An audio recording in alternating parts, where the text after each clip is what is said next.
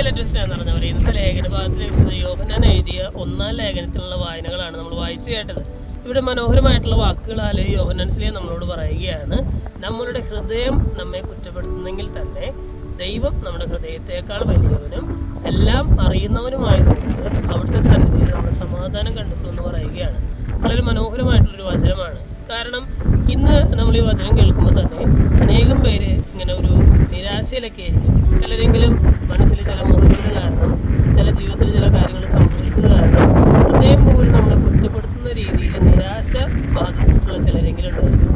അവരോട് ദൈവത്തിൻ്റെ വചനം പറയുകയാണ്, നമ്മുടെ ഹൃദയം നമ്മെ കുറ്റപ്പെടുത്തുന്നെങ്കിൽ തന്നെ ദൈവം നമ്മുടെ ഹൃദയത്തേക്കാൾ വലിയവനും എല്ലാം അറിയുന്നവരുമാണ്.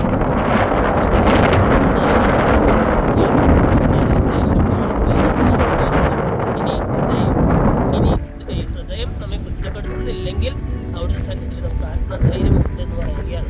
ചുരുക്കത്തിൽ ദൈവത്തിൻ്റെ സന്നിധിയിലേക്ക് നമ്മൾ വരുമ്പോൾ നമ്മൾ നിരാശപ്പെടേണ്ട കാര്യമില്ല, നമ്മൾ സങ്കടപ്പെടേണ്ട കാര്യമില്ല, ആകുലരാകേണ്ട കാര്യമില്ല. കാരണം എന്താണ്? ഹൃദയം പോലും നമ്മളെ കുറ്റപ്പെടുത്തുന്ന രീതിയിൽ തെറ്റുകൾ സംഭവിച്ചിട്ടുണ്ടെങ്കിൽ, വീഴ്ചകൾ ഉണ്ടായിട്ടുണ്ടെങ്കിൽ ദൈവം എല്ലാം അറിയുന്നവരായതുകൊണ്ട് കണ്ടെത്തും. ഇനി അഥവാ അങ്ങനെ ഒരു കാര്യങ്ങളും ഉണ്ടായിട്ടില്ലെങ്കിൽ തന്നെ ദൈവത്തിൻ്റെ സന്നിധിയിൽ നമുക്ക് നല്ല ആത്മധൈര്യമുണ്ട് എന്ന് പറയുകയാണ്. സ്നേഹമുള്ളവരെ, ദൈവത്തിൻ്റെ സന്നിധിയിലേക്ക് വരുമ്പോൾ സന്തോഷത്തോടെ ആയിരിക്കാം, നിരാശയൊന്നും കൂടാതെ, ആകുലതയൊന്നും ഇല്ലാതെ, ടെൻഷനൊന്നും ഇല്ലാതെ ദൈവത്തിൻ്റെ സന്നിധിയിൽ സമാധാനം കണ്ടെത്താനായിട്ട് നമുക്ക് ശ്രമിക്കാം. ദൈവം നമ്മളെല്ലാവരെയും